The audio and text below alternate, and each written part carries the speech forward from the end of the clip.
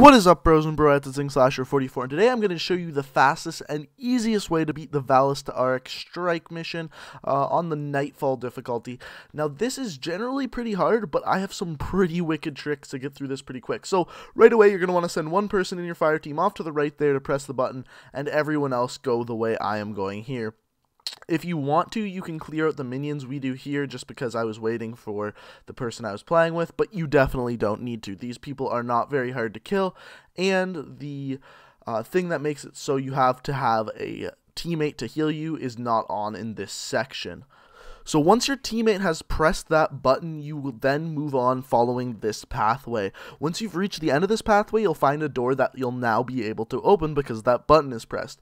Once you've reached this doorway, you'll notice that you won't have respawn limited on during this part, which means you can revive yourself and there's only a 3-second delay, which means you don't have to worry about killing any of the enemies in this area.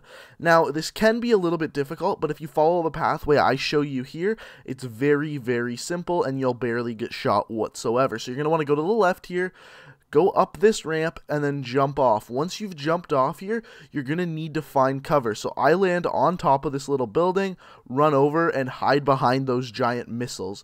You can't get shot here, and you just wait here until that doorway opens and then run through. You are now done this section.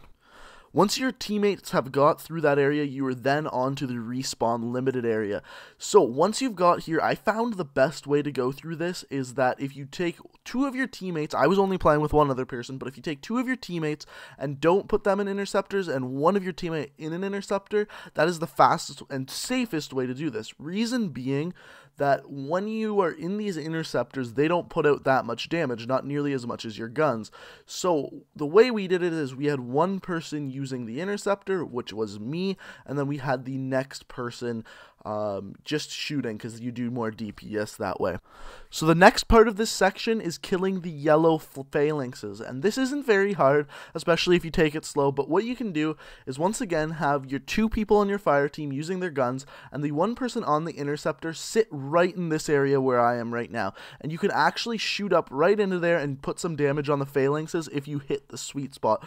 Now the sweet spot, there's no trick to it whatsoever. You just kind of have to try around until you start getting number damage. So white numbers will start to appear, and that's how you know you're doing damage to them. As you can see right there, I got the 25, and there you go, I got the 300. So that's where I got the sweet spot right there.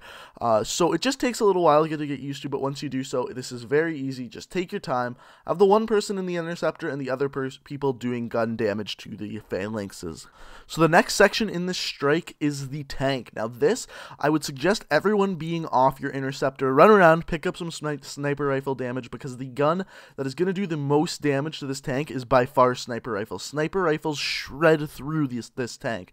So just aim for the legs, that's what does the most damage, and then you're going to notice once you've done enough damage to an individual leg, you're going to get a ridiculous amount of damage. Like one sniper bullet I got on this tank during this match was, I think I got 44,444 damage on one of the legs. As soon as you've got that amount of damage, or a really high amount of damage on one of the legs, you don't want to shoot that leg anymore. You're not going to be able to do as much damage to it. Then take out the other legs individually. Once you've taken out every single one of the legs, just doesn't matter what leg you aim for anymore, just aim for the single legs and do as much damage as possible. You'll know that you've killed the tank when you're shooting it and you start to get immune signs popping up. So once you destroy the tank, you then just want to hop on your Sparrow and head to the final section of this strike mission. Once you've headed through this section, you're going to notice that once again, respawning is not restricted. So that means you are then able to just run through this next section once again without having to worry about dying. It's kind of hard to die in this section. All you have to watch out for is there is one Colossus that can do a lot of damage to you. But if you get past him fast enough, you won't have to worry about taking that much damage. I actually got through right away on this try, but the person I'm playing with, the Twerk Fairy, he had a little bit of a problem, so all I did was turn around, distract some of the enemies, and he got through just fine.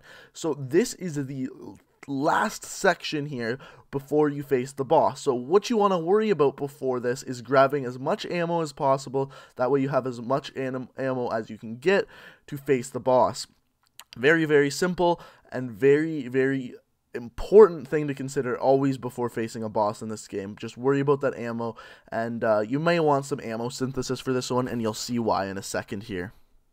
So if you follow my steps in this boss fight, you will not even take any damage when fighting the boss.